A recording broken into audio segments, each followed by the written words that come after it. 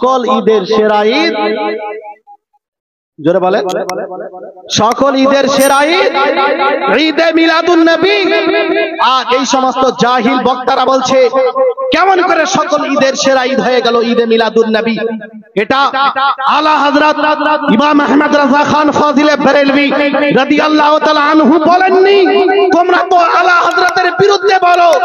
আলা হযরত আশিকের আশুক ছিলেন, তিনি নিজের তরফ থেকে এই কথা বলেননি, বরং ইমাম ইবনে হাজার আসকালানী বুখারী শরীফের ভাষ্যকার, বুখারী শরীফের শারে, উনার মধ্যে একজন বিশ্ববিখ্যাত মুহাদ্দিস বলছেন মাওয়াহিবুল লাদুনিয়ার মধ্যে বি আন্না লাইলাতা মাউলিদিন নবী সাল্লাল্লাহু আলাইহি ওয়াসাল্লাম আফদালু মিন লাইলাতিল কদর।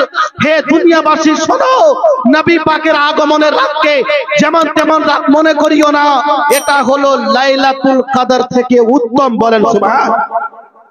এটা কি লাইলাতুল কদর থেকে উত্তম? কেন?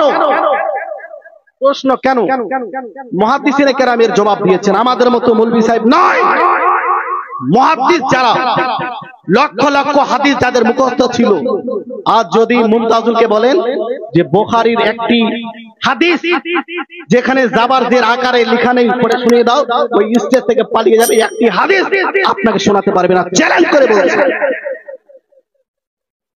কিন্তু ইমাম ইবনে হাজার আসকালানী উনি বললেন যে কেন এটা উত্তম রাত, এই জন্য যে কদরে, তো লাইলাতুল কদরে কোরআন অবতীর্ণ হয়েছে, আর এই রাতে তো স্বয়ং সাহেবে কোরআন দুনিয়াতে এসেছেন। বলেন সুবহানাল্লাহ।